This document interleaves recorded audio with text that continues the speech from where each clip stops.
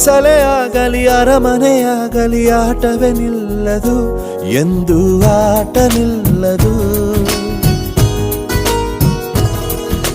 ಹಿರಿಯರೇ ಇರಲಿ ಕಿರಿಯರೇ ಬರಲಿ ಭೇದವೇ ತೋರದು ಎಂದು ಭೇದ ತೋರದು.